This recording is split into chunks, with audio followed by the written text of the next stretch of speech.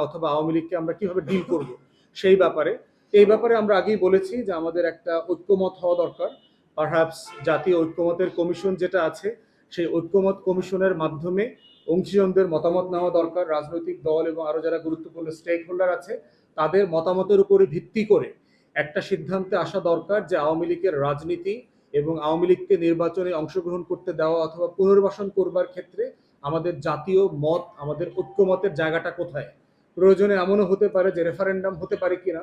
আমরা সেটাও বলেছি যে হ্যাঁ, রেফারেন্ডাম হতে পারে, যে আওয়ামী লীগ জাতীয় পার্টি এবং 14 দলের ব্যাপারে আমরা কি করব সেই ব্যাপারে ওনারা আমাদের মতামত জানতে চেয়েছেন।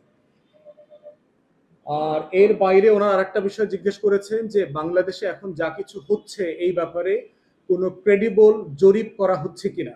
মানে আমরা আসলে বুঝবার জন্য বিভিন্ন সময় দেখি যে একটা ছোট দলকে দেখানো হচ্ছে সে 30% ভোট পাবে। এটা আসলে প্র্যাকটিক্যালি সম্ভব কিনা, বাস্তব কিনা। তো সেই জায়গায় আসলে বাংলাদেশে ভোটের রাজনীতিতে জনগণ যারা 40-এর ঊর্ধ্বে আছেন এবং যারা জেনজি গত 24-এর গণ অভ্যুত্থানে নেতৃত্ব দিয়েছেন, তারা বাংলাদেশের রাজনীতিকে, বাংলাদেশের আগামী নির্বাচনকে তারা কিভাবে দেখছে, কোথায় তারা ভোট দিবে, তাদের আগ্রহের জায়গাগুলো কি, সেগুলো আসলে আমরা বুঝবার চেষ্টা করছি কিনা এবং সেক্ষেত্রে কোনো জরিপের সাহায্য আমরা নিচ্ছি কিনা। তো আমরা যেটা বলেছি যে বাংলাদেশে তো জরিপের কালচারটা খুব প্রশ্নবিদ্ধ এবং খুব ওয়াইডলি প্র্যাকটিস না, এবং যেগুলো জরিপ হচ্ছে সেগুলো আসলে খুব বেশি মানুষের কে যে প্রতিনিধিত্ব করার যে জায়গাটা সেখানে যথেষ্ট ঘাটতি আছে। তো ওনারা আমাদেরকে জিজ্ঞেস করেছে যে বাংলাদেশ এবং আমেরিকাতে যে গুরুত্বপূর্ণ এবং বিখ্যাত যে সংগঠন আছে,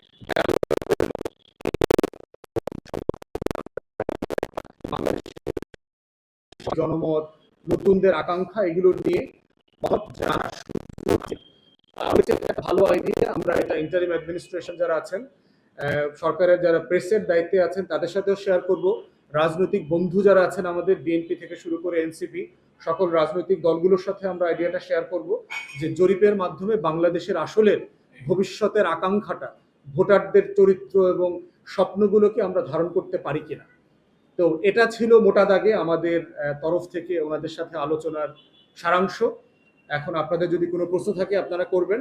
আর গতকালকে নারী দিবস ছিল, আপনারা জানেন যে একটা বাচ্চা মেয়ে রেপ হয়েছে গত কয়েকদিন আগে, খুবই ভয়ঙ্করভাবে তাকে ধর্ষিত করা হয়েছে এবং মেয়েদেরকে নির্যাতন করা নিয়ে আমরা গত 1-2 সপ্তাহ আগেও আপনাদের সামনে আমরা কথা বলেছি। নারী কমিশন যেটা হয়েছে, সেই নারী সংস্কার কমিশনেও কিন্তু আমাদের তরফ থেকে মতামত দেওয়া হয়েছে। আমাদের মহিলা বিষয়ক সম্পাদক যিনি আছেন বন্যা আপা এবং আমাদের যে ইন্টারন্যাশনাল অ্যাফেয়ার্সের দায়িত্বে আছেন ব্যারিস্টার মিলি, ওনারা সবাই আমাদের মতামত তুলে ধরেছে। তো নারী দিবস উপলক্ষে এবং যে ঘটনাটা ঘটেছে